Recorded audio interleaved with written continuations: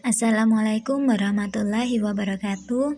Nama saya Nurul Arifah akan membahas mengenai topik 4 ruang kolaborasi yang bertema lingkungan kelas yang nyaman, aman, dan berpihak pada ekosistem pembelajaran. Baik, untuk topik pembahasan yang pertama yaitu mengidentifikasi kasus-kasus aktual terkait lingkungan kelas yang mendukung ekosistem pembelajaran. Yang kedua, mengidentifikasi kasus-kasus aktual terkait lingkungan kelas yang kurang mendukung ekosistem pembelajaran. Yang ketiga, mengidentifikasi tantangan dalam menciptakan lingkungan kelas yang kurang mendukung ekosistem pembelajaran. Topik bahasan yang pertama yaitu mengidentifikasi kasus-kasus aktual terkait lingkungan kelas yang mendukung ekosistem pembelajaran. Nah, kira-kira apa saja yang mendukung ekosistem pembelajaran? Mari kita simak bersama-sama pembahasan berikut ini. Yang pertama, pembelajaran harus berorientasi pada peserta didik.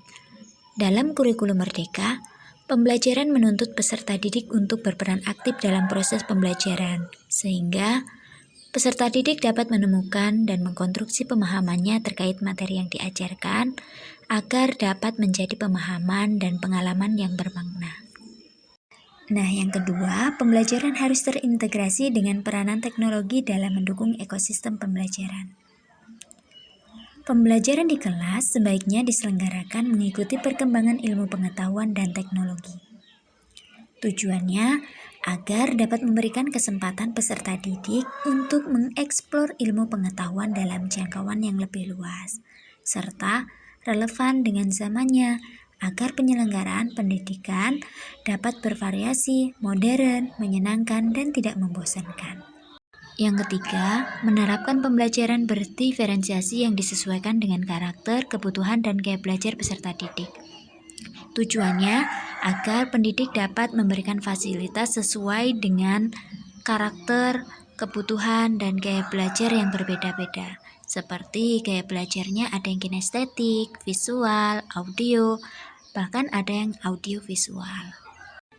Yang keempat, menciptakan suasana kelas yang mendukung ekosistem pembelajaran yang menyenangkan.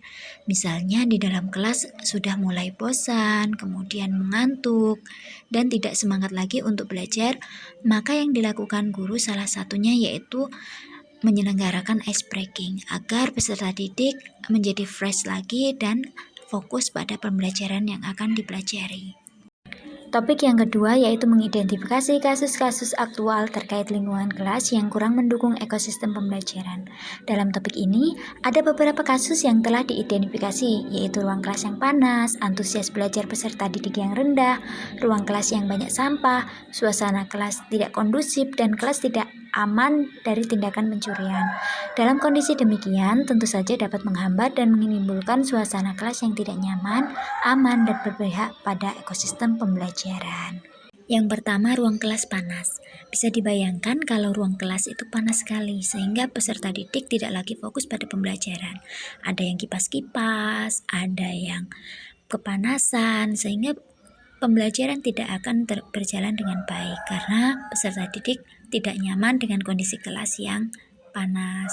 Misalnya tidak ada AC ataupun kipas angin yang bisa mendinginkan ruangan. Yang kedua yaitu antusias belajar siswa rendah. Misalnya banyak siswa yang tidak semangat untuk belajar, tidak ada motivasi belajar.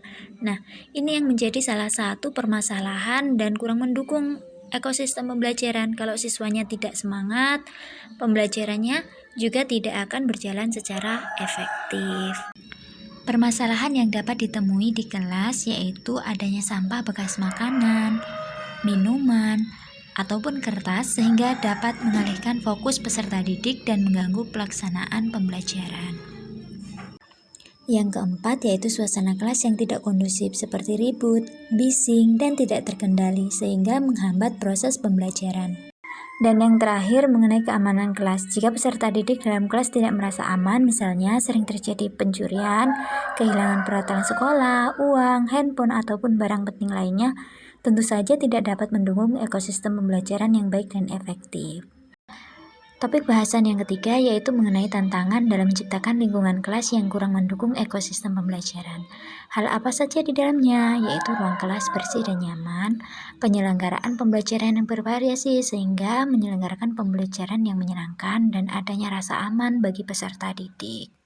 Cukup sekian pemaparan materi topik 4, ruang kolaborasi mengenai lingkungan kelas yang nyaman, aman, dan berpihak pada ekosistem pembelajaran. Terima kasih atas perhatiannya. Saya ucapkan terima kasih. Assalamualaikum warahmatullahi wabarakatuh.